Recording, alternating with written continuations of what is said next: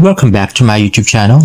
Again, this is Jim. At ito na nga, ang post ng preview kay David Licauco. We found the exact floral jacket David Licauco wore in Japan. At yan na nga, David Licauco twins with 17's Dino for this floral designer jacket worth 16,000 daw. Pero a few years ago, 1 or 2 years ago yata, ay pinost naman ng David Troops nung sinuot ni David to doon sa Australia na ito daw ay worth 41,800. So whatever the price is, mahal yung jacket ni David. At next naman ay post ni Nikki ko. So David Licauco Dustin Yu sa Eraya, a TikTok video. Let's watch this. Ayan na nga, nagwa-wine na naman si David. Napaka-cute. At yan si Dustin Yu. At yan si Nikki ko. Mga mano po, legacy boys. Ayan. Pag simple-simple, kayang-kaya ni David yung mga steps. At next naman ay nag-attend si David Licauco kagabi ng Sparkle Christmas Party. Ay na nga, mag-club, makapulupot si ate, no? Hi, David! Hello! Merry Christmas! Uy, ako din! Merry Christmas! Yay! At ito na nga, more pictures of David with Nikki ko. At saka nga yung ating nakapulupot sa kanya. Pati sa tuhod, no? Grabe. At next naman ay ito nga, sila David pa rin. So, yan pa rin sa Sparkle Christmas Party. Mukha nga hindi nakapunta si Barbie Fortesa kasi wala siyang ka-picture-picture or video sa Sparkle Christmas Party. Pero mukhang inimbita niya si Miss Jan sa kanyang bahay. Ayun na, Happy Holidays, Team Barbie. Thank you so much for all the hard work and for making this fruitful year more fun and meaningful. I love you all. Ayun nga, the pretty Barbie Fortesa na napakaputi at parang 16-year-old lang yung katawan. At ito naman guys, yung picture ng Team Barbie sa Barbie-natics Christmas Party. At isang stewardess ay nakapag-boomerang with David Licauco sa airport. At next naman ay yung TikTok video ni Sanya Lopez at ni Barbie Fortesa na sobrang baba ng views sa Netflix PH. At yun na nga, inalis ko na rin si Sanya para hindi tayo maumay na pinapanood itong video to. Next naman, ay post ni David Licauco sa kanyang TikTok account. Ayun na nga, napaka-cute na si David. Sabi niya, tara, Kuya Korea, SM Clark QP Town Center at Cubao. At yun na nga, napaka-cute na si David. Ay, napongkan dito sa picture na to. At yun na nga yung kanyang mga products. So, kung gusto niyo kumain, punta na kayo sa Kuya Korea. At next naman, ay another TikTok video of David. See you, good drip. Let's watch this. Uy, si David. David, ikaw ba yan? Ha? Ikaw ba yan, David? Oo, bakit? Uy, ba't nandito ka? Ano yan nasa kamay? Ito? Good Drip Coffee. Beauty coffee siya. Bago yan ah. Yes. Ano yan? Ito galing kong Korea. Pumunta ako ng Korea last year, tapos ngayon nandito na siya. So, yun. Actually, mag-launch na kami. Uy, kailan? December 15, 7 p.m. on TikTok Live. Malapit na yun ah. Yes, mag-TikTok Live. Oh, TikTok Live. Ah. Bakit? Sali ka? Paano magsali dyan? Well, mag-register ka lang sa link below. Oh. Tapos, meron kaming 20% off. Uy. That day lang. On that day lang, 20% discount. Oo.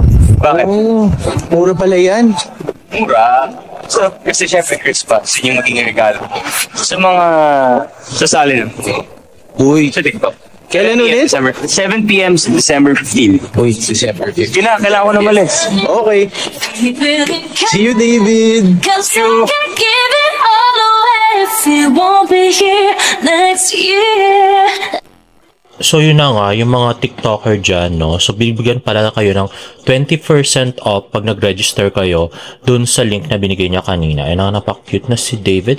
At next naman is si Miss Barbie Fortesa. Ito naman yung sa 9 Young Basic na TikTok live ni Barbie Fortesa. Nag-live selling din sila ng 9 Young Basic collagen drink. At next naman ay ito ay Akin ka. a TikTok video yung last shooting day ng Pulang Araw. Sige. Ano nga siya yun. So hindi ko alam kung Japanese soldier ba siya dyan. O parang Japanese soldier uniform pa yan. At next naman ay sa Tatler Philippines December cover. So hindi nga namin alam kung bakit nahiya si David bigla dyan. Hindi ko gets.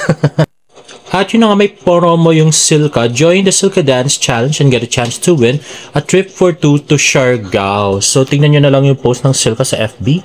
At Christmas party pala ngayon ng Sobra Cafe Molito and they're closing at 8 PM. So yan yung yung party ko saan nga ay nag-challenge nga at tumangga nga ng Red Horse yung si Kisen.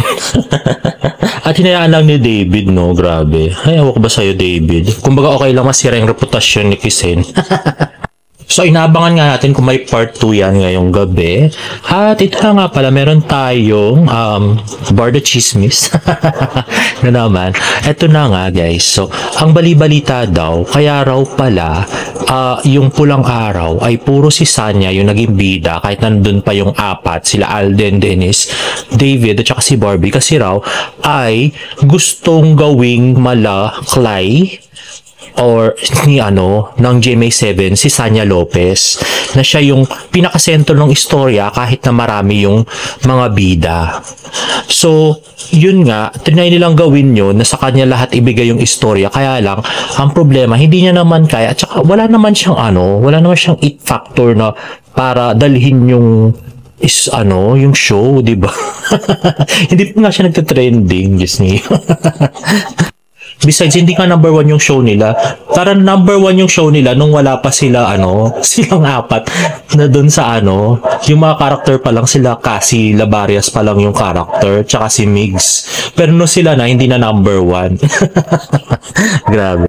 So yun nga, mukhang mission fail ang GMA na gawing big star, A-lister na katulad ni Barbie Fortesa, yung si Sanya Lopez. So sinabihan na nga daw rin si Barbie Fortesa start of this year na ganyan yung balak nila kay Sanya. Kaya lang, syempre kung di naman kakagatin ng tao, wala rin kwenta naman yung effort ng GMA. Kaya yun na nga, naisipan pa nilang gawan ng pelikula si Sanya together with David. O di ba nangagaw pa siya ng love team? Di ba? Paano siya sisikat nun? Wala rin naman siyang chemistry with David. Wala rin naman chemistry with Dennis. Wala rin chemistry with Alden. Kay Gabi lang siya may chemistry. Ba't na lang sila yung pag-love teamin ulit? Ay, nako. Ewan ko ba sa inyo, Jimmy? Puro kabubuhan yung mga pinagagawa niyo. Hindi mo na kayo nagtanong ng tao kasi panay kayong favoritism. Anyway, guys, if you like this video, please give it a thumbs up and please subscribe to my YouTube channel for more Bardo updates. See you in my next vlog. Bye!